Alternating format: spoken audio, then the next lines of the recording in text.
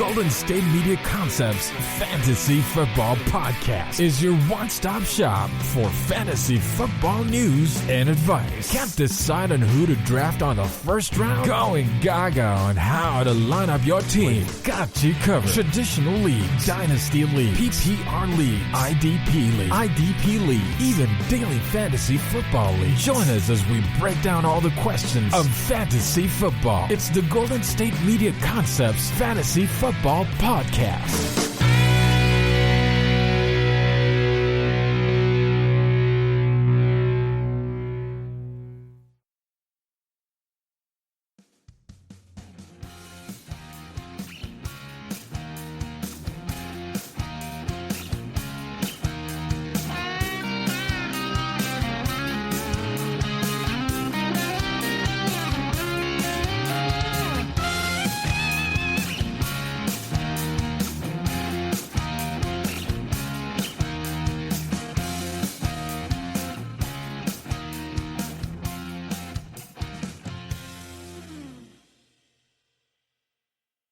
What up, GSMC Fantasy Football Podcast, brought to you by the GSMC Podcast Network. I'm your host, Emmett Wyman, back for another edition of the recap show on a Wednesday.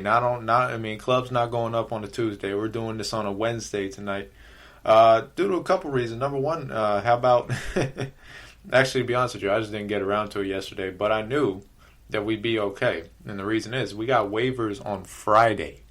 That's how effed up this season is, guys. That we got waivers on Friday. Really? Like, it just doesn't make any sense. I mean, you get your waivers in, then you only have one. I guess it's enough time because you have your one sheet of waivers in on Friday, then your second wave, if you will, on Saturday if anybody drops anyone noteworthy in your league. But then games are Sunday. So, luckily, I guess, they're doing this at a time of the year where, the waivers, I say it every week, the waivers are really starting to just become dead as mice, dead as whatever. I mean, dead as freaking Tyrannosaurus Rex and all the other dinosaurs. They're just dead. I mean, there's nobody to pick up unless there's an injury.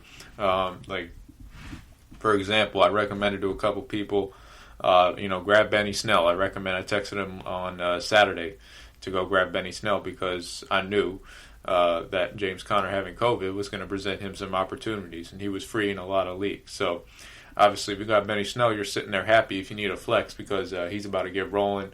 As the game's about to start, actually, in a little bit, Steelers versus Ravens on a Wednesday. When's the last? I don't think I've ever been on this earth, ever, and I had a Wednesday football game. Never. I mean, seriously. I mean, for NFL, I'm talking about. Obviously, you got the Maction, you got the, with the Western Michigans and the Toledos and the stuff like that with, that kind of football. But for NFL professional football, I don't think I've ever had a Wednesday night game, and it's a Wednesday afternoon game. It's like a soccer day almost. Champions League going on too, by the way. I don't know if you guys are interested in that, but that's also kind of fun to follow. But anyway, I guess we'll get into some of the recaps of some of the games. We'll get into the studs and duds of Week 11. We'll get into power rankings, try to recap some of these teams, where they are for the weekend, and then we'll talk about, in the final segment, some waivers. And I was going to do something. I forget what else I was going to do. Damn, I completely forgot. But anyway, how about the Eagles? I mean, it's like the same three topics every podcast, and it's the same team screwing up because they don't get it, and it's not going to change. I think we got to know which team is who, and every team has basically unveiled their identity and what they are. In my opinion. I mean, this is 11 games, 12 games. I mean, Bill Parcells had a quote that says, it really doesn't matter what your team is or where your record is until it's Thanksgiving. Once Thanksgiving's here, I mean, there's your record. I mean, that what you got to do to get to the playoffs if you're a team, and you kind of know whether you're in the hunt or not. Obviously, with the NFC least, I mean, everybody's in the hunt. Everybody says, they're going to win the division. All four teams representatives, I should say, from all 4 teams say that they're going to win the division. I mean, obviously nobody cares. It's a shit show. It's the stupidest division I've ever seen ever. Period. I mean, there's probably Maction divisions that are, bringing to light more productive football and more, I guess, clean football, you should say, than what some of these teams are in the NFC East. But highlighting the NFC East, man, on Monday Night Football, the Philadelphia Eagles. I've already ranted about Carson Wentz. I've already said everything I needed to say about him and how bad he is as a quarterback. I mean, this is something I've been saying for a while. I mean, Carson Wentz has never been good, and I think it's obvious. There's no need to argue it anymore. Everybody sees it. The numbers are there. The statistics say he's going to lead the league in all the categories for turnovers. That's sacks, fumbles, interceptions. He leads all the categories. Okay, like, you can't make this stuff up. I mean, I've seen I've seen quarterbacks like Brandon Whedon, okay, and they don't even lead those statistical categories and all those numbers. So the fact that he's leading that, it speaks volumes to how bad and piss poor that team is, and especially Carson Wentz. But I think, after watching that game, we got to look at how bad the Eagles are from a coaching perspective. I mean, look, Doug Peterson won the Super Bowl, yada yada. He's Mr. Fourth Down genius, Philly special. That's all cool and all, but I mean, the offensive game plan versus Seattle was just horrible. It was absolutely pathetic. I mean, you came out of the game. Okay, first of all, you're playing a defense. This defense is the worst defense in the league. They're worse than Dallas. All right, you go look at the numbers. Dallas has actually been playing better defense than them, and I know Dallas gave up 35 to Washington, but look, Dallas is a complete, we'll talk about them later. They're done. Their season's over, and I said that already. I'm not going to try to make a case for them. As hyped up as I was going into the Thanksgiving game, I should have known better. We knew that, they were going to struggle with Washington's defensive line. But that's here nor there. That's Dallas, all right? We'll get to Dallas in a little bit. Let's go back to the Eagles, because Dallas was able to move the ball. They were able to put up over 30 points on Seattle's D. Granted, Dak was the quarterback. Okay, so they had, a good quarterback that was able to get the ball to the receivers and move the chains efficiently. But this is the same quarterback, right, that Eagles fans were saying last year that Carson Wentz is better than. So it really is no excuse when you think about it. So now the Eagles, they come out versus Seattle D, and they go 3 and out, 3 and out, 3 and out, 3 and out, 3 and out. 5 3 and outs to start the game. Okay? Do you understand how bad that is? Now, if you guys don't know, I live in North Jersey, so I have to see a lot of New York Jets football. Their facility is 15 minutes from my house. So I've seen the players, I've seen them all. I've seen this team too much. Okay? And they're the worst. I always had this perception, like, man, the Jets offense is just the worst I've ever seen. They're so freaking slow. I mean, this is how I never told you guys this story, but I was at a Jets game one time. And we were in the line. I mean, I got the tickets for free. There's no way I'm buying fucking tickets to a Jets game. But, I mean, literally, I'm in the line. And I think they were playing Miami that day. This is like a couple years ago. When Adam Gase was actually the head coach of the Dolphins. But we were in the line going into the stadium. And it was packed because MetLife is so disorganized. So it's literally just like a crowd of people just pushing their way into the entrance. And literally this Dolphin fan behind me, he just yells out. Everybody hears him. There's packed with Jets fans. I don't care. I mean, that's probably why he said it by me, because he didn't see me with no Jets jersey on, that's for sure. But he screams, "This line moves slower than the Jets offense." And I would just start fucking dying, man. That shit had me rolling. But the fact that, the Jets are actually better on offense than the Eagles kind of shows how bad the Eagles are. And honestly, like the Jets are better on offense than the Eagles. The Jets. That is pathetic. Okay? I'm telling you guys, have you watched the Seattle Seahawks all year? We've been saying on this podcast every week, from a fantasy perspective, we've been saying, If you got players versus that defense, you start them because the first team receiver is going to get 100 yards, the second team receiver is going to get 70 and a touchdown, and even the third team receiver is going to get a touchdown. The second team running backs, everybody scores on Seattle.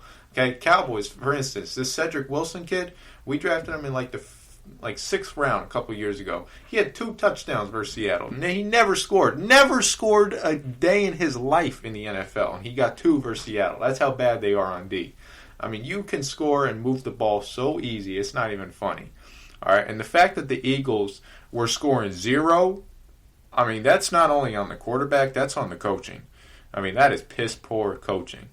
Okay, the fact that you run Miles Sanders 3 times in the first half, are you stupid?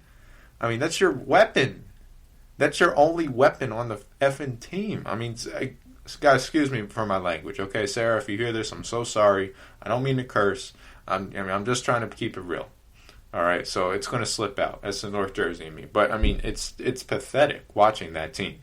It's really pathetic. And we can laugh and we can make jokes about it. But the fact that was, they've obviously had a lot of changes on the coaching staff. They've had 2 coordinator changes since the Super Bowl. They've had 3. I think they have 3 coordinator changes since the Super Bowl, since Frank Reich left. They went with Frank Reich in the 2017, 2016. Obviously, he was magnificent. Kayvon Izami, we talk about him a lot on this show, how just great of a play caller and play design he is. Obviously, they miss him, and we discussed that before. So he went on to Indy. I think they brought in John D. Filippo, who was fired he was fired by 20 teams in the league, and the Eagles brought him in to be the OC. Doug Peterson's still calling the plays, so it doesn't. He's basically just a de facto OC, if you will. He goes back to being a quarterbacks coach. They bring in Mike Rowe, Al Groh's son, I think, and come on. Well, you've seen what Al Groh is as a coach, but that's here nor there. They fired Mike Rowe last year is basically the blame for how piss poor Carson Wentz is, and how there's no development for any other skill on that team aside from maybe Miles Sanders, who's honestly looks like a natural to me. You didn't even need to put a lot of icing on him to develop him. He came out the gate ready. You saw that with his production at Penn State. Obviously, he was behind Barkley, so we already know what Barkley is. So he's probably instilled the same work habits in Sanders. But so back to their. They fired 3 coordinators. So Doug this year he brings in they got 50 offensive coordinators in the booth giving him advice.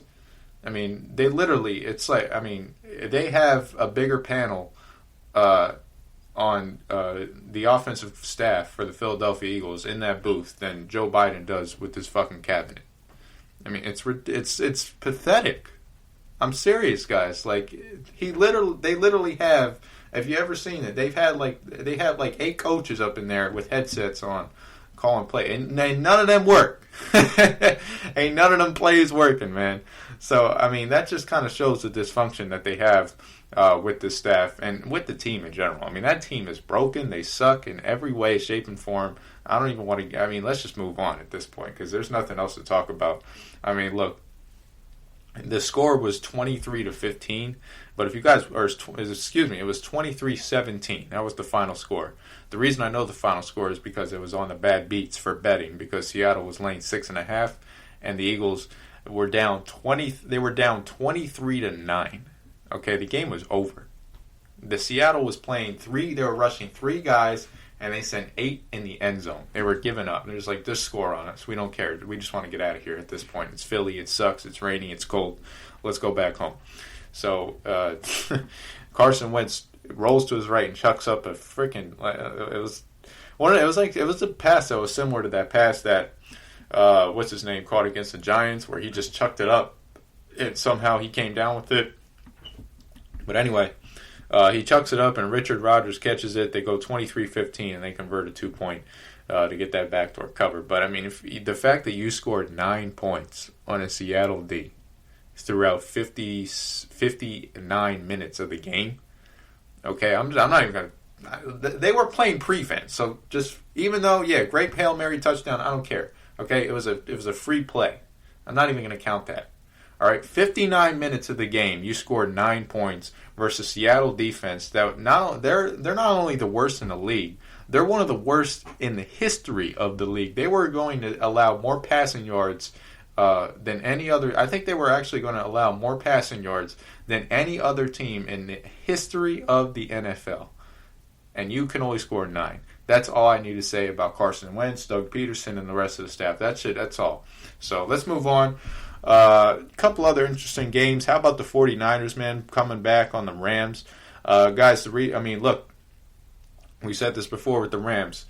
All you got to do, if this is how you know the Rams are going to win, you got to look at Jared Goff's face. Okay? Either Jared Goff is going to just completely fold and he's going to start basically getting chicken crap, chicken, you know what, when he throws the football, and he's just going to throw a bunch of incompletions and get pressured, which he don't like. He's a Cali boy. He's a pretty boy. He doesn't like that. And the Rams are going to lose. I mean, that's just the way it is. The Rams were in that game because of their defense. And then we talked about that last week, how the Rams defense is probably one of the more underrated units of the year. A lot of people expect them to decline, including myself. I'm not even going to lie. But, of course, when you have Aaron Donald and Jalen Ramsey, it's kind of hard to decline as a unit. But they've also had some younger players step up for them, so give them credit. They're very well coached. That's something I'll give them a lot. They're very well coached in the entire team. Brandon Staley, the defensive coordinator, he's going to get a lot of head coaching gigs. And there's nothing against him, but the reason that defense is so fundamentally sound is because they've had Uncle Wade for 4 years. All right, and I know maybe it's just the Cowboys fan in me, but I'm telling you guys, Uncle Wade is the best defensive coordinator in NFL, period. There's no better defensive coordinator. Every defense he goes to, he turns them around like that. Like that, I'm telling you. Overnight, he turns them around. You look at it with Dallas. I mean, look, we were a good defense when he got there, but he took our defense to the next level. Houston, when he got there with young J.J. Watt, Brian Cushing, he turned them around. They were balling.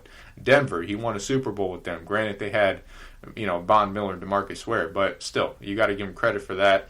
And then even with the Rams, and then now with the Rams, I mean, he's everywhere he's gone. And even before that, you can go even past on his resume because he's been around the league so damn long.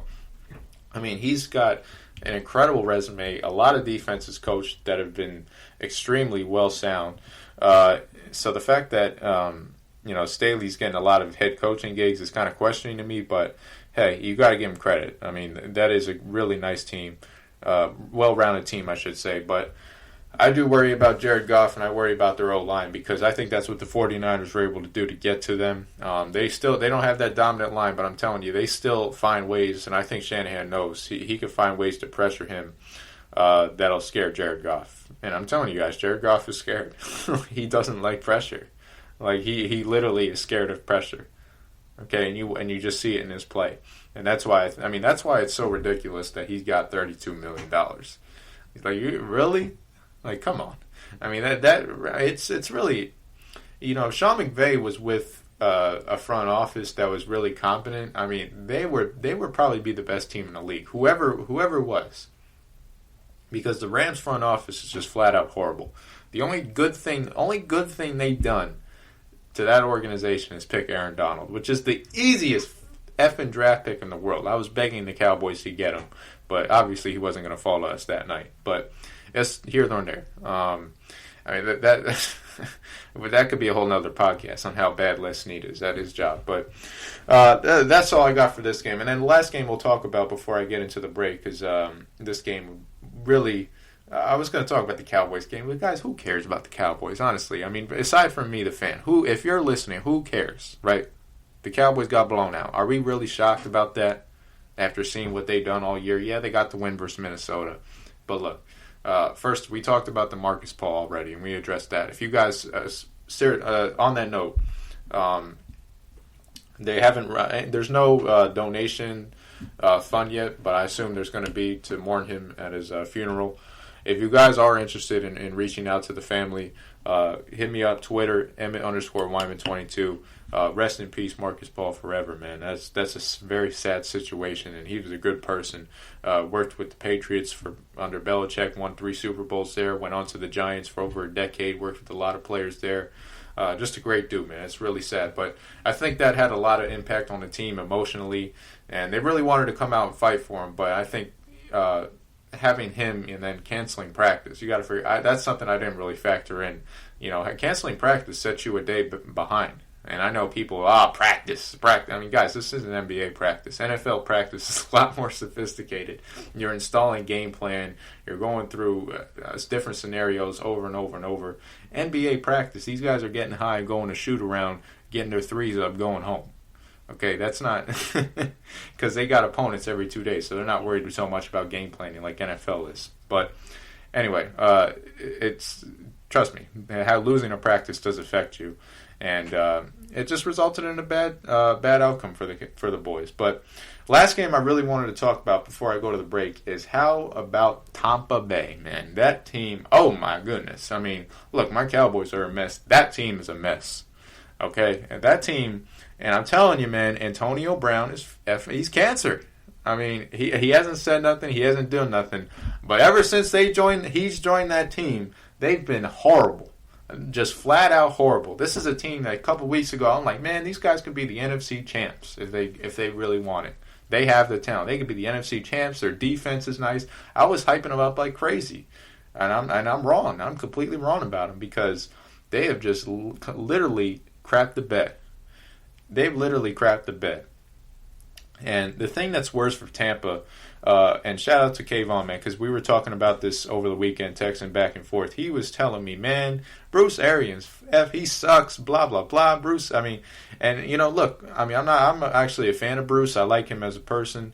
I haven't met him, no, but I just like his personality and how he goes about things.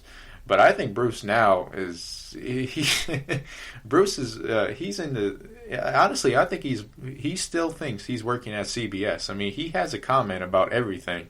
And it's like, Bruce, you're the head coach. You're not the analyst. Let me have the comments, okay? That's my job. Your job is to coach the team. And I think Tom Brady is really getting pissed off. You could see it. And on his play, I think you see it. I mean, look, there's obviously some self-inflicted mistakes, but he's really pissed off with Arians. And the reason he's pissed off is because Arians is not Bill Belichick. He's nowhere close. And Bill Belichick's game planning and attention to detail compared to Arians is so vastly different. It's not even funny. I mean, you look at Bruce's offense, okay, for the past 10 years. He went to the Steelers' offense with Big Ben. You look at Big Ben's, and I've looked at all the statistics for his quarterbacks, and they kind of prove that his offense is burnt out. They score points, but they're not efficient in the way they score points. Big Ben threw almost 20 interceptions, I think, under the first year Bruce was offensive coordinator. Then he went on to the Colts, I believe, got the head gig there because Pagano had some health problems. And Andrew Luck was throwing like 20 picks a year. Then he went on to Arizona with, what's his name, Carson Wentz. I mean, not Carson Wentz. What the hell is his name? He was on the Bengals. It was Carson Palmer. That's his name, Carson Palmer. Every time I hear Carson, I think of that crummy Eagles quarterback. But anyway, Palmer was throwing like 20. I mean, Palmer sucked, but he still threw like 20 picks a year.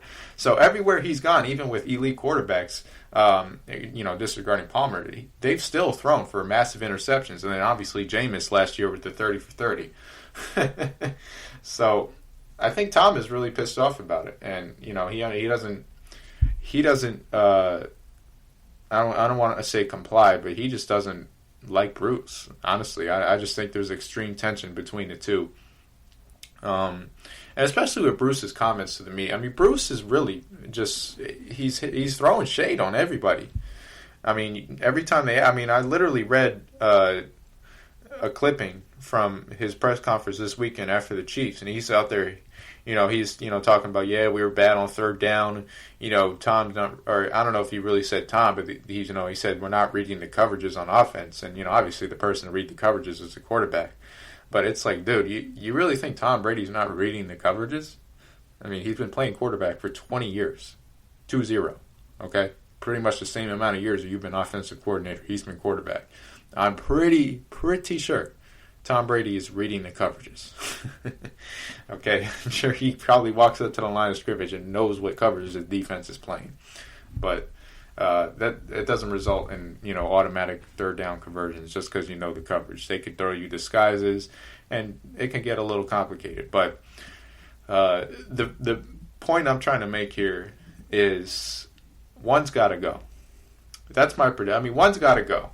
We're 12 games in, and we've been talking about this all year, and I've tried to put it off just because I honestly thought I was kind of tricked into thinking that they were getting on the same page, things were getting right. Obviously with the wins, Bruce isn't going to come out and, pick on players and throw shade on Brady and whatever. But, now that the losses are piling up for Tampa, I think this is 3 L's in a row. They're back to 6-6.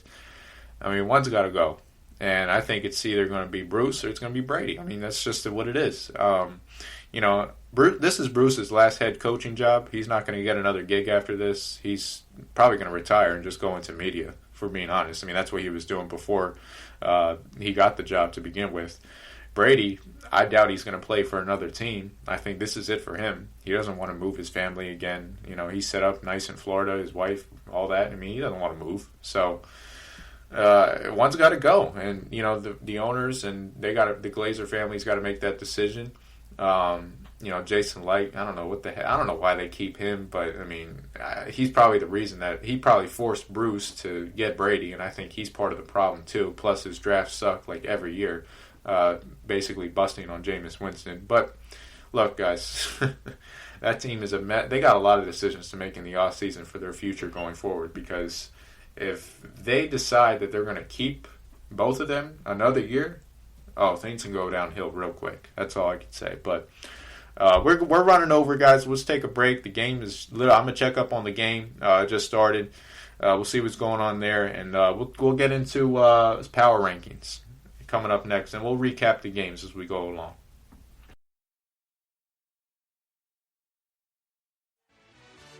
Are you looking for the very best NFL and college football podcast? Then check out the GSMC Football Podcast. Get the latest football news both on and off the field. From the NFL Draft to trades to the rumor mill to the NFL Combines, they got you covered. That's GSMCpodcast.com/football-podcast. Get updates on college rivalries, game day insights, and much, much more. It's football talk the way you want it. This show eats, sleeps, and breathes football. Don't forget to like them on Facebook and follow them on Twitter. Visit GSMCpodcast.com for more info.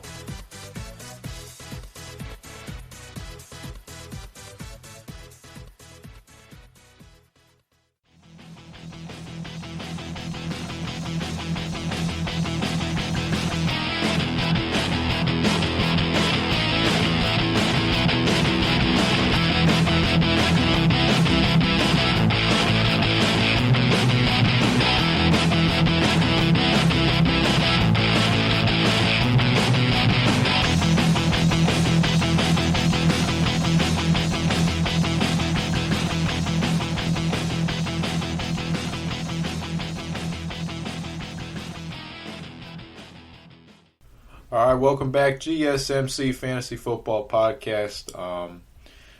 Basically, the game's going on right now. Griffin just threw a pick six. So Steelers are up 6-0. Ravens are driving, if you will. I mean, they're just basically running the ball, getting stopped every other play. So we'll see how it goes. But anyway, let's get back into power rankings. We're going to power rank these teams, top 5, bottom 5. You know the drill. Let's start off. We'll try to recap some of these games too as we go along. But let's start off with top 5. I think top 5, number 5, I'm going to go Green Bay. Green Bay, they've just been solid. I know that, they beat the Bears. So it's like, are we really impressed? Nah, we're not. But, look, they've been winning. So you got to give them credit. They're back on track.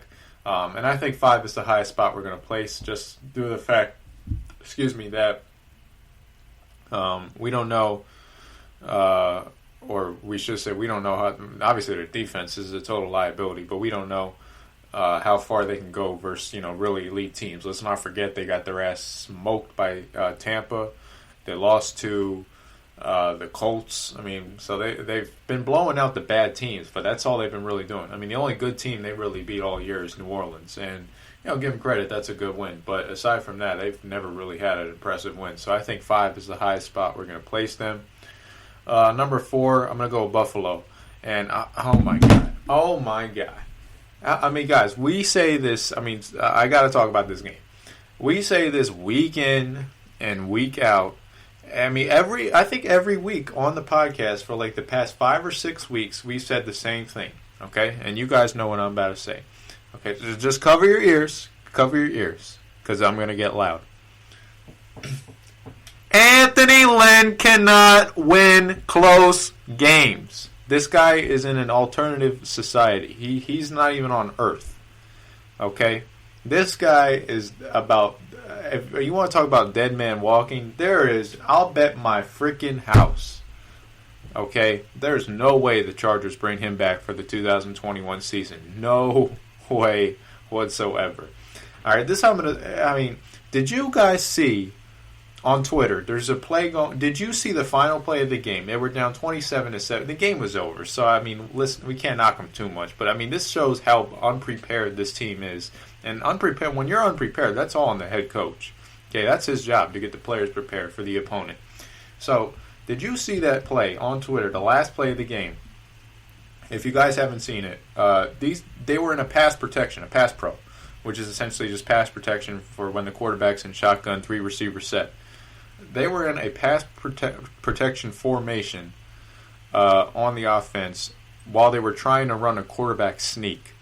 The defense knew they were going to sneak the ball. It was like a 1st and goal from the 1. And it's the only play you're going to run aside from handing it off to the running back. You're just going to sneak it up the middle with the quarterback.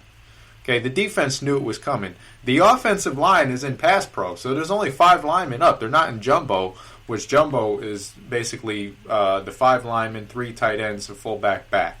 Okay, that's really what you should run on quarterback sneak. But the Chargers are out here running a pass pro on a freaking 1st and goal from the 1. The play happens. It's the last play of the game. I mean, obviously they hike the ball. Justin Herbert goes falling on his butt because 8 300-pound guys are come chasing after him, and they just pummel him, and the game's over. But let's just go because I have it pulled up. Let's review Anthony Lynn's post-game comments on the play. He says it was a simple miscommunication. Okay, or he said complete miscommunication. Okay, that's fine. All right. So then another reporter basically questioned his decision-making process, clock management, yada yada. The same BS that we've been talking about all year. This reporter asked Anthony Lynn. Anthony Lynn says, he goes, when questioned about his decision-making, he goes, I wouldn't say that in terms of, if it was a bad decision. He literally said this, guys. This sentence might make you fall off your chair. I would sit down and talk through every one of our decisions. I'm not saying that it's been perfect at all, but what happened today at the end of the game was a miscommunication. You're going to sit down. Anthony Lynn, if you want to sit down, come on the GSMC Fantasy Football Podcast. I know you probably don't got a lot of time because you're trying to save your job, but come on and we'll have a big sit down. We'll go through the Chiefs game, week 2, all the way up until now. We could go through all your mistakes, dude. Okay, you don't want to do that. You're just saying that to sound like, basically the big guy. All right? And I'm not saying that's Anthony Lynn's personality, but, I mean, dude. If you're honestly going to try to convince the media that what you're doing is efficient game management, you're out of your effing mind. All right? And that's why you're not going to be a head coach next year, and you're probably never going to be a head coach again. It's just poor decision-making. It's elementary. The mistakes that they make are so elementary, it's not even funny.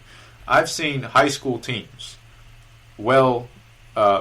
just more prepared than the Chargers.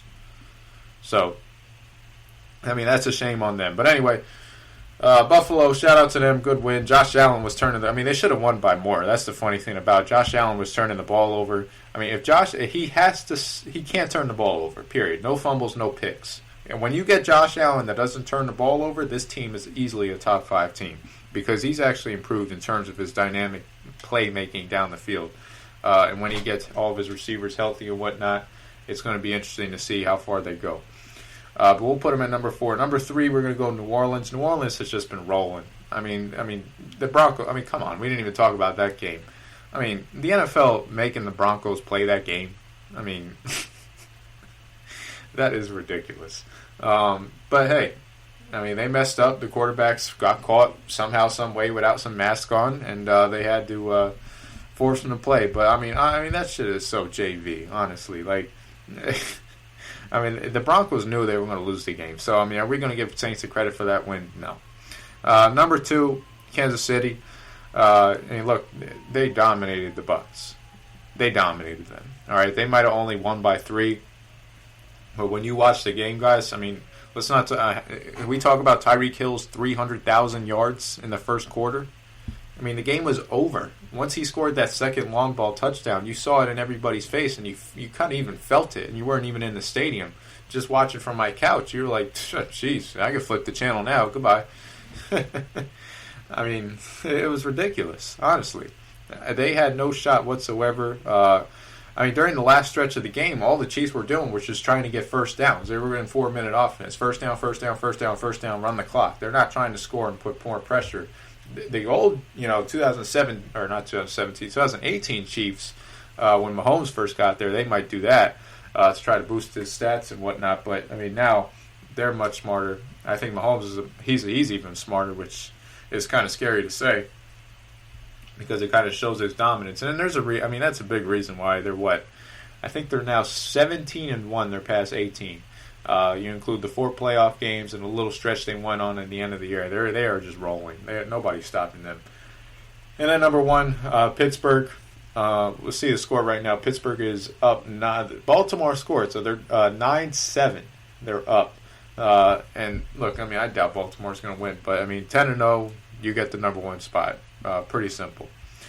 Now let's go to the bottom 5. I guess, I mean, look, Chargers, I'm going to put them at 27. They're not in the bottom 5 yet, but they're getting there. It's ridiculous. Their team is not a bottom 5 team. I mean, Herbert's way too good of a quarterback. The talent they have is just not. It's not bottom 5, so I can't put them there. I'm going to put the Cowboys at 28 after that L versus Washington. And look, I mean, you could make the Cowboys just ain't a good team this year. I mean, they've lost way too many people. I mean, the season was over when Stack went down. I said that. People try to spin it and turn it like they're going to win the division. Guys, come on. They're going to win the division and do what? I mean, be real with yourself. So, I mean, look, Cowboys are on the draft, honestly. If they really wanted to win the division, they had to go out there and beat Washington. But I think the momentum kind of really killed them from the tragedies that happened to them over the course of that week. But, hopefully things work out to where maybe they put a couple of wins at the end of the season and just get the morale boost for next year when Dak comes back. 29, we're going to go Eagles. And the Eagles are just a pathetic team. They're broken. They suck. Their quarterback sucks. Their head coach sucks. Everything, they're broken. They're a completely broken team. They honestly, if I were there running the team, Roseman's gone, Peterson's gone, Wentz is gone. Give me a clean house, because that team, like, if they go into this next off season, okay, and if they keep the coach and keep the quarterback, which I don't know, man, about Peters. I mean, they're going to keep Wentz. There's as much as they want to cut him, they can't. He's owed way too much money. They overpaid him, so he's going to stay. Peterson, they might let go, but I don't know. I really don't know, because he's got that Super Bowl clout to his name at the end of the day, and nobody in Philly, not even Andy Reid, could say they won a Super Bowl with the Eagles. So he might stay as well, but I mean, they need to do a complete rebuild and just gut the team, because that team stinks. Like, that team, that's so bad. Their 3 wins, guys. Their 3 wins are versus Nick Mullins, Ben DiNucci, and the stinky Giants. And let's talk about the Giants. I didn't put the Giants in the bottom 5, but we're gonna get to them, because I put the Bengals at 30. But oh my God, the New York Giants. I mean, I'm mistaken about them. I honestly thought that. I mean, I kind of came on the last couple of. Hey, look, the Giants are getting better. You can see Joe Judge is working them hard. You can see that they're improving a little bit. But honestly, I'm wrong, man. They're the same old. They should not have won that game. They got lucky. And I mean lucky. They really won that game because Brandon Allen isn't a good quarterback. If Joe Burrow was the quarterback, they would have lost. Not even close. They would have probably lost by a touchdown. So that's pretty embarrassing. And the Bengals, even when they had Joe Burrow, they were a pathetic team. The fact that they don't even have him, and they don't even have Joe Mixon out there too. They're running Gio Bernard with a backup O-line. You couldn't even. The Giants were literally had to get a lucky play to come away with the win. So the Giants could easily be back in the bottom 5. But we'll see. We're going forward. We'll see. The Giants got a tough schedule, so we'll see what they do. But I have a feeling they're going to come back to the bottom 5. The Bengals are here for now, though. They're 30. I mean, they're going nowhere, and they know it. And then, obviously, to conclude the bottom 5, Jacksonville at 31. They're 1-10. They've lost 10 in a row. I mean, oh my, that game too. Browns. How are you letting Mike Glennon, okay, with this fucking goofy ass, long ass neck, been around the league for like 6 years, hasn't done crap. How are you letting his goofy ass move the ball in your D? That's embarrassing. I mean, embarrassing win for the Browns. So you had to eke away a win versus Jacksonville. And then the Jets at 32. I mean, look, the Jets are hopeless. And you don't even need to explain that. That's all I got, guys. Let's take a quick break. We're going to go back, and we're going to start talking some fantasy now. Studs and duds of Week 11 coming right up.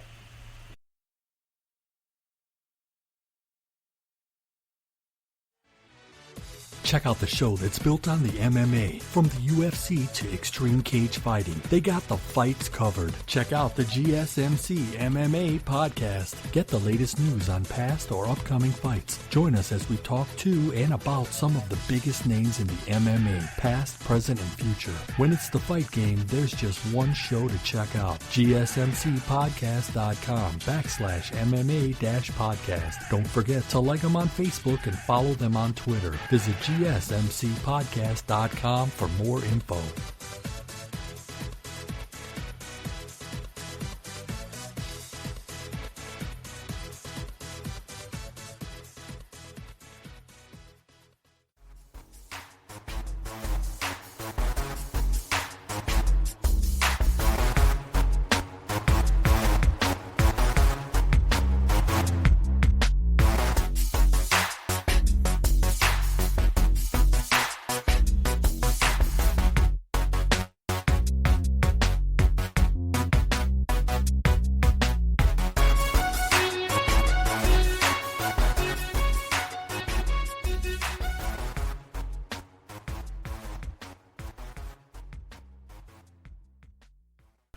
Welcome back, GSMC Fantasy Football Podcast. Let's get into studs and duds.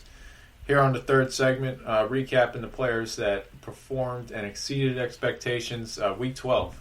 We're actually on Week 12. I said Week 11 earlier because I'm always a week behind. But, I mean, that just shows how fast the season is, guys. I mean, the season just moves lightning. I mean, the season's over tomorrow. Christmas is tomorrow. You know, everybody was laughing and giggling when I said that 2 months ago, but not laughing no more. It's just the way time's moving. But anyway, we'll talk. Let's go quarterbacks first for the studs. I think the obvious, Deshaun Watson and Mahomes. I mean, look, Mahomes did his thing. It's nothing. I mean, Tyreek Hill probably boosted his numbers by a little bit, but you know, he did a usual Mahomes performance: 3 touchdowns, no interceptions. Deshaun Watson was really phenomenal versus a crummy Lions defense. We didn't even talk about the Lions because, I mean, that's actually kind of crazy, though. I didn't put the Lions in the bottom 5, and they really should be in the bottom 5. But, you know, they've somehow managed to win enough games to avoid the bottom 5. They were in the consideration, but, I mean, long overdue for that staff. I mean, it's really no surprise. That's why I didn't jump right into it. Everybody knew Matt Patricia wasn't going to be there from past 2020. Bob Quinn as well. Bob Quinn, he doesn't know how to draft. Okay, I mean, I knew Bob Quinn, I said this last podcast, but Bob Quinn's picking corners over linemen. He doesn't get it. He doesn't know how to build a team. And then Patricia, I mean, Patricia's basically a person trying to mock Belichick. I mean, that's all he did. That's how he ruined that team. I mean, that team was, you know, 9-7, 9-7. He came in there with the totally wrong approach. He came in there saying, "Oh, we stink. We need a clean house. We need to start over from ground up. We're doing it Patriot way." I mean, once the players said that, they're like, "Oh, I'm out. I'm not gonna give it my all. I'm gonna try just to get my own money, but I'm not gonna try to win a championship for this dude. He stinks."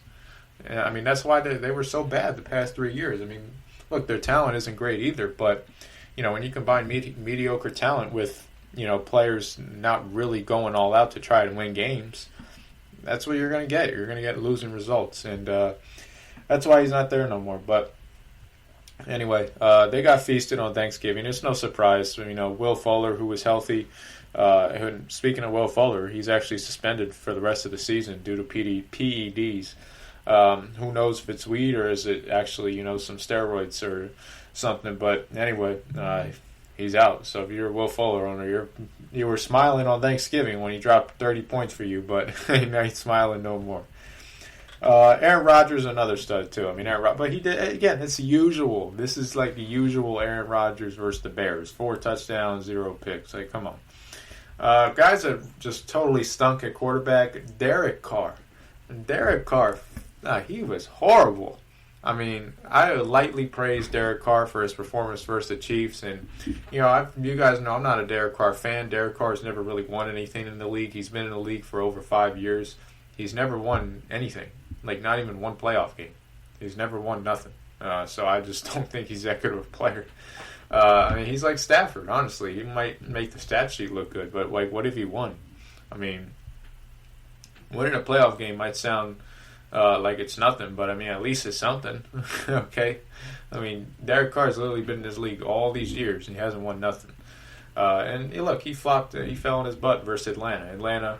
I know Kayvon Izami was, smiling ear to ear watching that game. 43-6, they absolutely just mollywopped them. Offense, defense, special teams, you name it, the Falcons controlled the game. And they made a fool out of Derek Carr. 22 completions out of 34 attempts, 215 yards, 0 touchdowns, and a pick.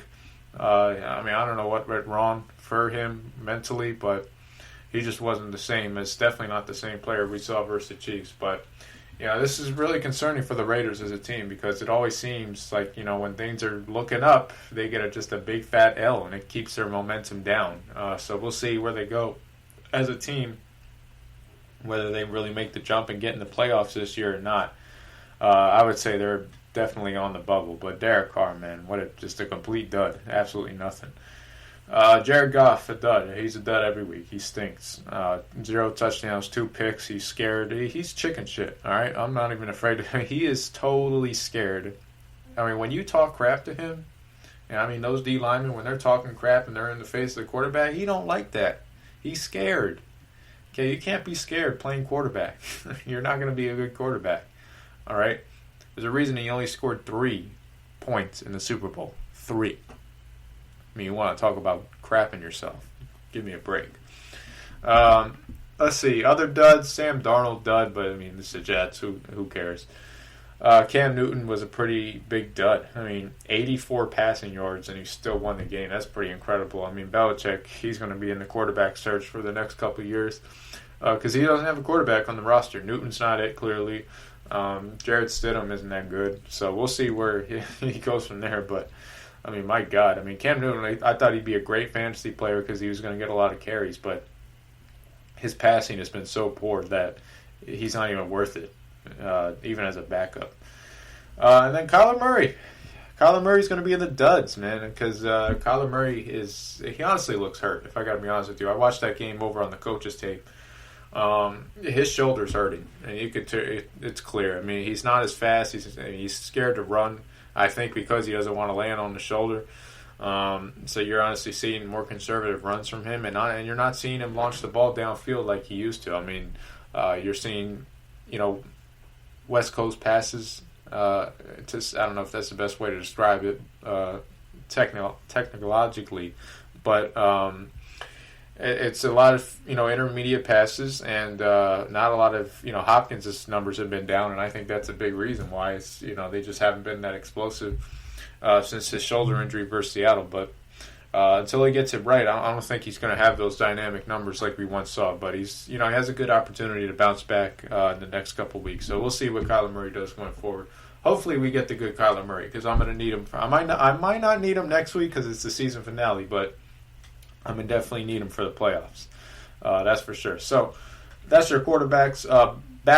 Running backs, let's get into it. Derrick Henry, I mean, Derrick Henry, come on. Like, we say his name every freaking week on the studs. I mean, it's clear as daylight. I mean, 27 carries, 3 touchdowns, 178 yards. I mean, they literally couldn't stop him. Big stud of the week, though, man. Besides Derrick Henry, I give it to Henry, but Henry's there every week. Stud of the week, man. Tony Gibson on Thanksgiving, man. If there was one thing that I was happy about on Thanksgiving, it was if the Redskins are gonna put up 40 on us. Hopefully Gibson's the reason why, and he definitely was. 20 carries, 115 yards, and three touchdowns from my boy Tony Gibson. I think that is now. Let me check the stats for how many touchdowns that is in the past. Let's see. So he had 3 on Thanksgiving. He had 1, 2. So in the past 4 games, he's had 7 touchdowns. I mean, guys, come on. Like we said, he's a stud forever on this podcast. We said to draft this guy. If you drafted this guy, you're in the heavens. Okay, this is a running back 1.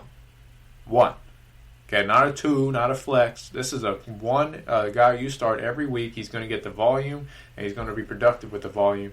And the fact that he's doing these numbers and he don't even have a quarterback, that says a lot, man. That says a lot. Imagine if the Chiefs, okay, let's just do a little mock here. Let's say the Chiefs picked a lineman with their first pick, and they came back in the second pick of the draft, and instead of picking Hilaire, they went and they got Tony Gibson. What would his numbers be? Ask yourself that. Tony Gibson might be the best freaking player. He'd easily be the best rookie if that were the case. I mean, if Clyde Edwards was on the Redskins, his numbers would be horrible. I mean, so I mean that just shows how special a player he is. He is. I mean, if you have Tony Gibson in a dynasty league, oh man, you're gonna be smiling for the next 5 years in your league. That's for sure. Latavius Murray was, I guess, a stud. 19 carries, 124 yards. They were up by so many points that they were just trying to milk the clock, hand the ball. So he got a lot of carries. I doubt that'll ever repeat. James Robinson, stud. He's been a stud every week. Biggest surprise of the year. We knew he would do pretty well versus Cleveland's D. Nick Chubb, pretty easy call as well. Jacksonville's defense is weak, so they both did well. Montgomery did well. That's something I didn't expect. David Montgomery. And did you guys see that 50-yard run he had in the beginning of the game? Like, it took him it took him like 15 minutes to get down the field. I mean, Al Michaels, or it wasn't even Al, excuse me, it was Tirico.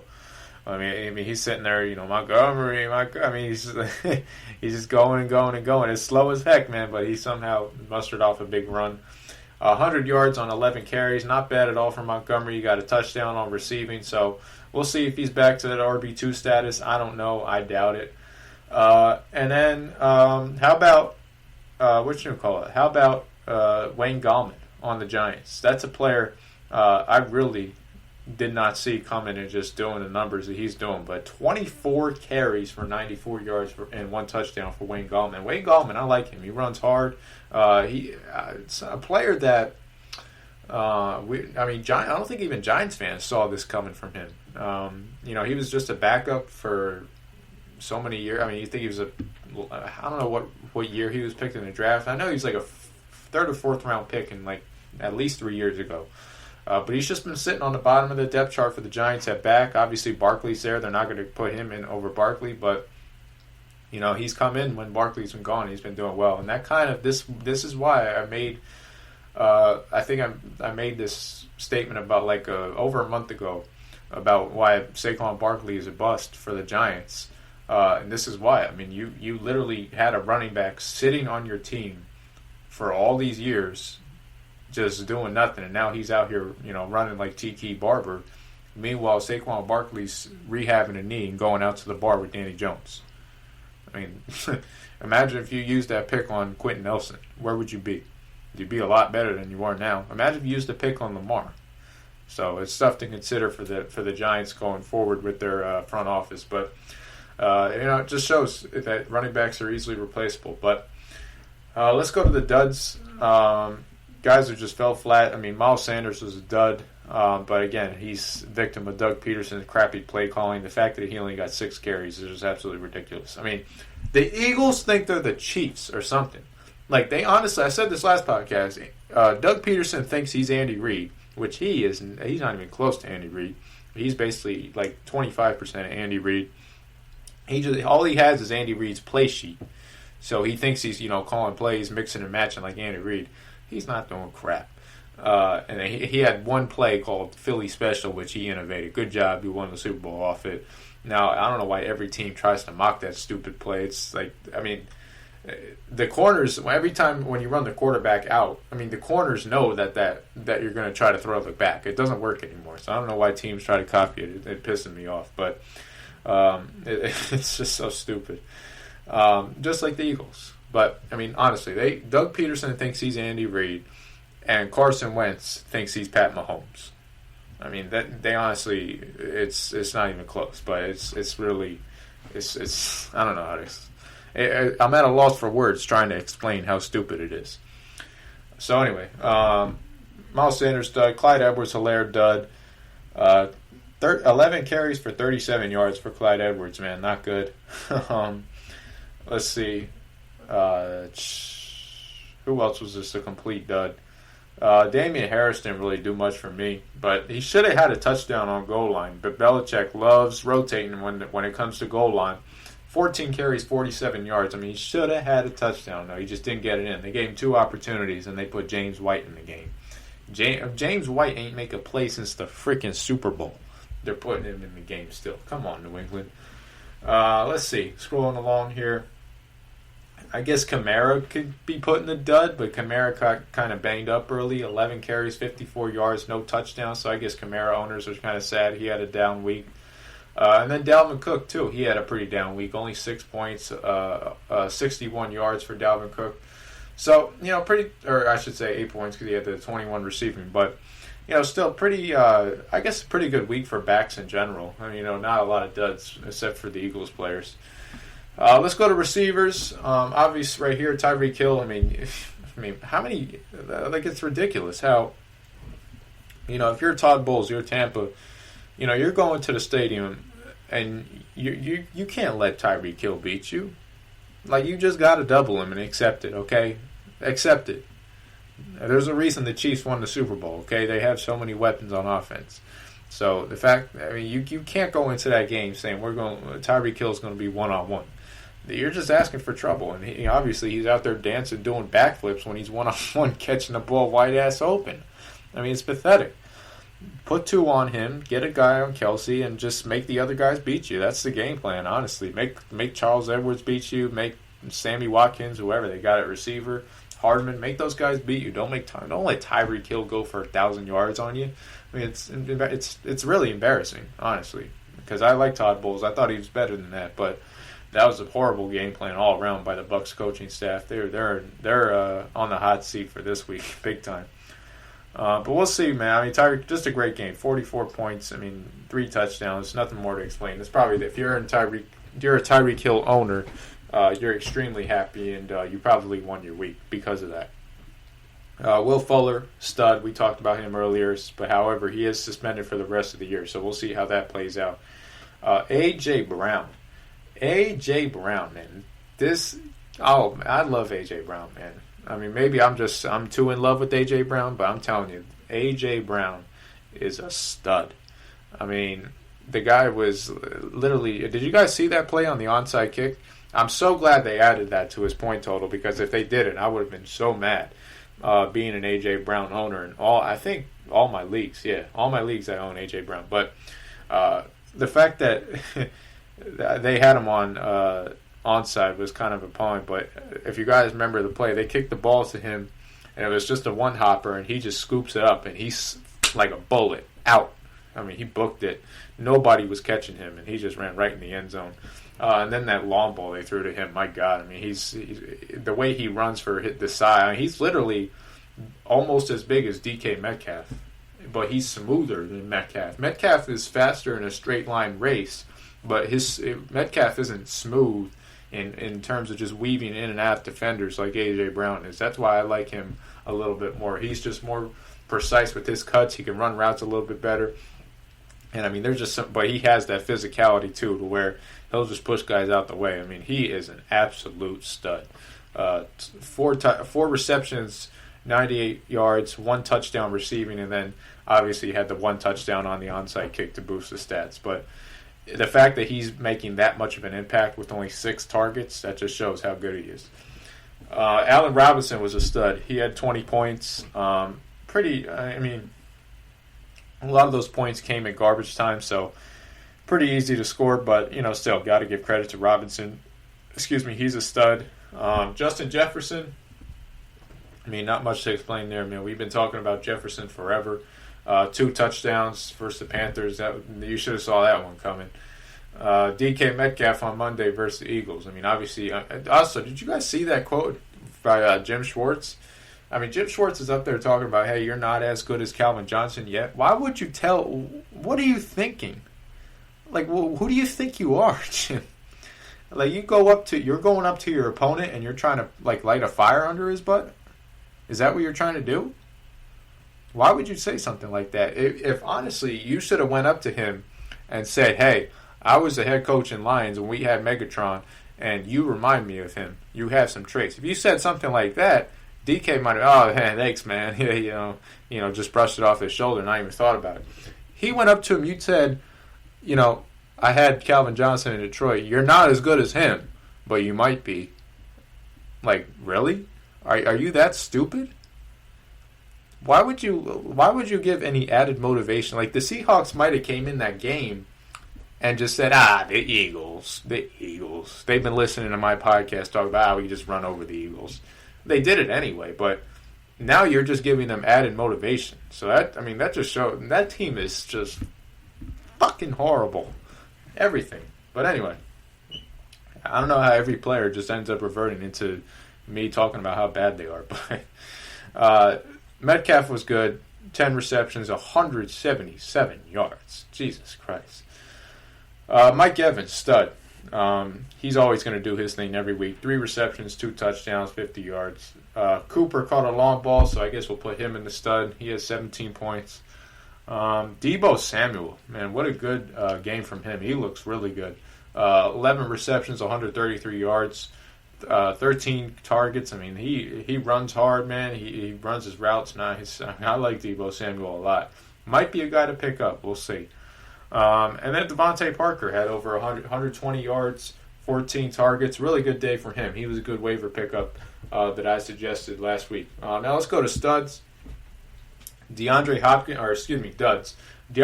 is going to be in the dud.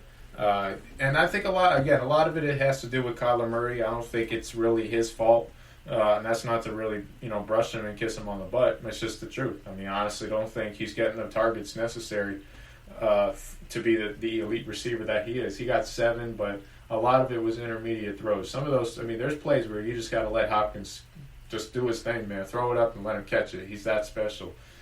Mike Thomas is a dud. Mike Thomas has just been the biggest bust of the year in fantasy. He's literally he got hurt, which should have been a 3 to 4 week injury.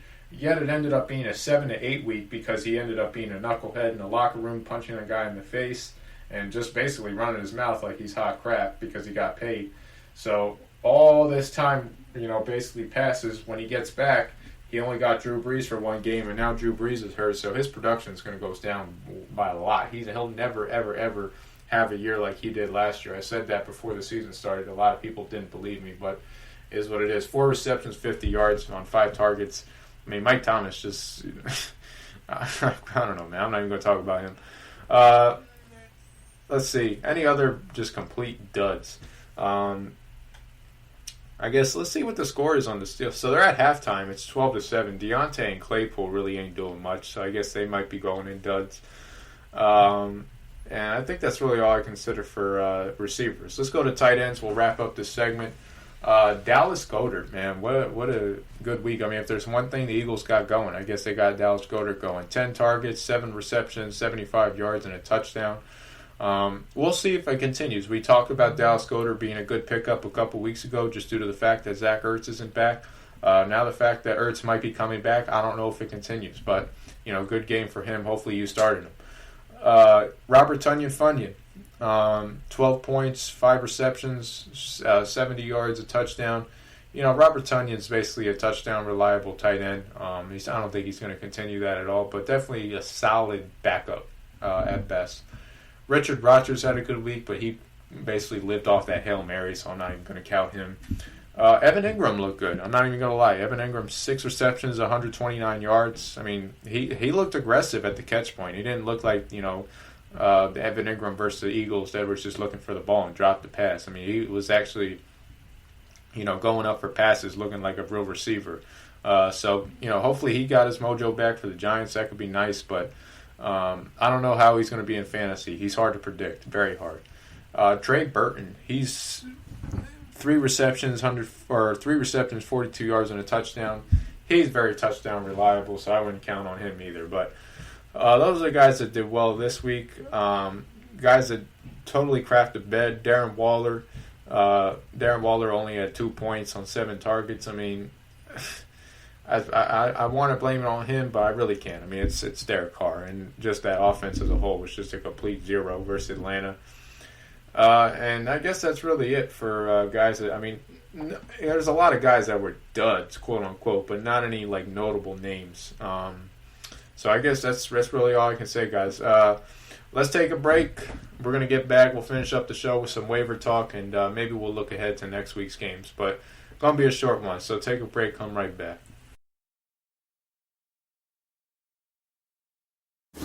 Check out the show built around the women of MMA. From the UFC to the extreme cage fighting, we got the fights covered. Listen. It's the Golden State Media Concepts Women's MMA Podcast. The latest news of upcoming fights, discussions of previous matches. Join us as we talk to and about the biggest names in women's mixed martial arts, past, present, and future.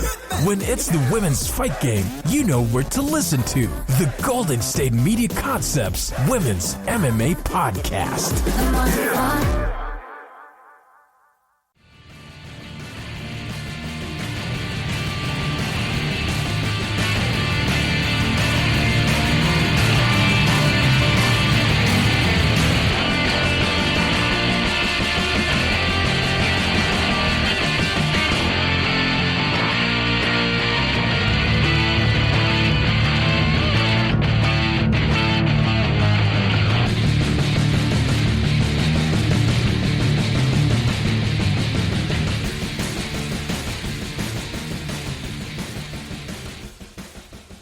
All right, we're back. Final segment, GSMC Fantasy Football Podcast.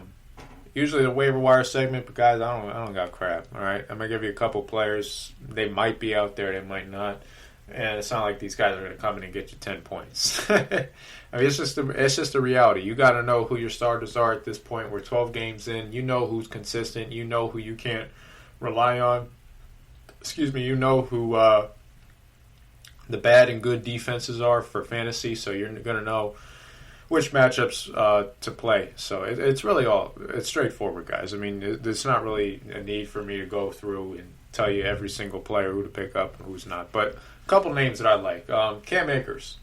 He's scored back-to-back touchdowns in back-to-back weeks, so maybe Sean McVay's trying to get him more involved. I mean, let's not forget this is a second-round pick. Kind of got benched early on because he got hurt, and Darrell Henderson and Malcolm Brown, all those guys were doing well. I never liked any of them, but they were doing well. They wanted to get both of them involved, but they've both been stinking it up the past week, and it's been Cam Akers taking the show. So we'll see. The Rams O-line still gives me worries, which is why I wasn't really a big fan of Akers in the pre-draft. But if you can get him for free, hey, maybe not bad pickup if you need a running back. Deebo, think about it now. I think Deebo is going to be a good pickup for waivers. I mean, getting 13 targets, 11 receptions, and then he passes the eye test. There's just some players that pass the eye test, and you're going to want him on your team. He's one of them. I mean, he runs hard. He really runs hard, and they get him a lot of jet sweep looks and stuff like that. So that could be extra points if he goes off on one of those runs. But I think the volume he's getting is good enough to warrant a start and a pickup. So I'll take a chance on Deebo Samuel. Jarvis Landry, he's not a priority ad by any means, but I think you got to consider him if he's still out there. 20 points, last game, I mean, he's a number one receiver. Odell Beckham's gone for the year. The problem with, I mean, Baker is, guys, did you see Baker Mayfield play? Did you see, hold on, guys, I this literally just popped into my head. Did you see the video of Baker Mayfield on, it's on Twitter. I mean, guys, look, you got to get on Twitter if you're not. I mean, because some of the stuff, I mean, look, I don't go to Twitter for opinions. I go to Twitter for comedy, and I go to Twitter for injury updates or updates regarding, teams and, small media outlets and whatnot. But that's really what I go to Twitter for. I don't really go to Twitter to learn about football because nobody on Twitter knows football. That's just a fact. But anyway, one of these videos came around during the game of the mic'd up, and it was a play where Jacksonville, they were doing a shift on it. It was just a simple shift on the defensive line, and Baker Mayfield yells out, "That was fucking cute, guys." I mean, are you like, what? If I was a Jacksonville defensive lineman, I would want to hit him in the mouth so bad. Like, who the hell are you to just start, like, you know what I'm saying? Like, you ain't one crap. Like, you stink, Baker. You're horrible. You're a horrible player. You were the number one pick in the draft. You're honestly worse than Jared Goff. You're worse than Jared Goff. I mean, you're not going to get a second contract. That's for sure. The Browns will just go to Case Keenum if you want $30 million. There are going to be no negotiations there. But he's out there just talking so cocky, like he's hot shit, and like he's still at Oklahoma and he's the Heisman winner. I mean, you're horrible, and you're acting like the man. Like that would just piss me off. If I was his coach or if I was an opponent, I'd want to hit him in the mouth so bad. And I think that's why there's some games where some defenses just whack the Browns, because I think they just hate him. They honestly look at him and go, "What a piece of crap! Like, what a chump!" Like, let's just whack. Like, him and Odell are like the perfect combination because they're both chumps. They're like losers. Like, let's just hit these guys in the mouth and just see what they do. And they go scared. They go quiet. I mean, I don't know. But he's saying that versus Jacksonville because it's Jacksonville. They're 1-10. They're a young team. They're hopeless. So when he could talk like that versus Jacksonville, but when he plays the Ravens, I would put a mic on him the whole game. And I'll take anybody's bet. If they want to bet, he'll say something like that again. He won't say nothing clever because usually he gets his ass whooped and he's on the ground. That's for sure. But I mean, that just shows how much of a loser he is. And then you watch him play, just watching the tape. I mean, there was this one throw near the end zone. He missed the guy by so much. I think it was Higgins. They were driving. I don't know what time it was in the game. It was probably, I think it was right before halftime actually, but they were driving. They were going to get in the end zone, or they were in the red zone, I should say. Speaking of red zone, Scott Hansen, like, stop talking during every, just let the game show. Stop trying to teach us football. You don't know what the hell you're talking about. I mean, some of the stuff he says, it's like, what? I mean, that's, honestly, I got to watch it on mute now because I don't even want to hear him. But anyway, red zone. So he's in the red zone. He's driving, and they run this, like, basically this dig route where I think, what's his name, ran it deep, and then Higgins ran it out, and then he cut it over across the middle. He was wide open. Wide open. I mean, there was no safety, linebacker, corner, nobody within 5 yards of him. He literally was just 2 hands out, ready for the football, fall in the end zone if he caught it. Baker Mayfield stepped up in the pocket. He threw a ball so high, it literally went into the 5th row. I mean, it was the most ridiculous throw I've ever seen. Like, this is a throw that, I mean, you want to talk about I could make, I promise you I can make this throw. I mean, even though my small hand probably can't get around in NFL football, I could still make the throw. Okay? The guy was that wide open. It was ridiculous. And he threw this thing like it hit at least the 5th row. Might have gone in the 10th row. Probably hit some old lady in the head.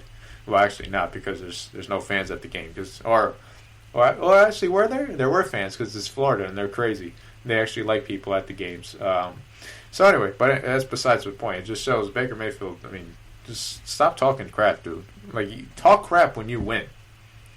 Okay? Or just don't talk crap at all. Really, the best quarterbacks don't talk. Like, even Mahomes, he doesn't talk crap. Think about that. Pat Mahomes is an MVP and a Super Bowl. Two things that Baker Mayfield will never have in his career, and he doesn't even talk crap. So that kind of shows, what kind of basically loser he is. I should say player, but I don't know if I can even consider him that. So what are we talking about? Waivers. I said Landry, but I can't think of anybody else. If I do, I'll tweet it out or text it or whatever. But that's all I got for this week, and that's all I got for the show, guys. That's pretty funny to close out on Baker Mayfield being sucked. So I guess there's one thing to conclude from the GSMC Fantasy Football Podcast that you learned from me. You learned that Carson Wentz is horrible, and you learned that Baker Mayfield is just as bad. And the funny thing is that those guys were top 2 picks in the draft. So it kind of goes to show how the talent evaluators, while people all praise them, they still don't know what the heck they're looking at because those guys aren't even close. Those guys, looking back, if we had to do the draft over, I wouldn't have even picked either of them in the top 3 rounds.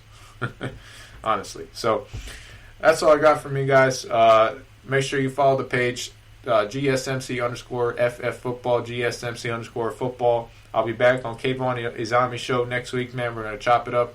Get you ready because playoffs are around the corner for fantasy, and you need to be prepared. So I appreciate you guys listening, man. I'll be back on Saturday with the preview show. Holla at me. I'm out. You've been listening to the Golden State Media Concepts Fantasy Football Podcast, part of the Golden State Media Concepts Podcast Network. You can find this show and others like it at www.gsmcpodcast.com. Download our podcast on iTunes, Stitcher, SoundCloud, and Google Play. Just type in GSMC to find all the shows from the Golden State Media Concepts Podcast Network, from movies to music, from sports to entertainment, and even weird news. You can also follow us on Twitter and on Facebook. Thank you, and we hope you have enjoyed today's program.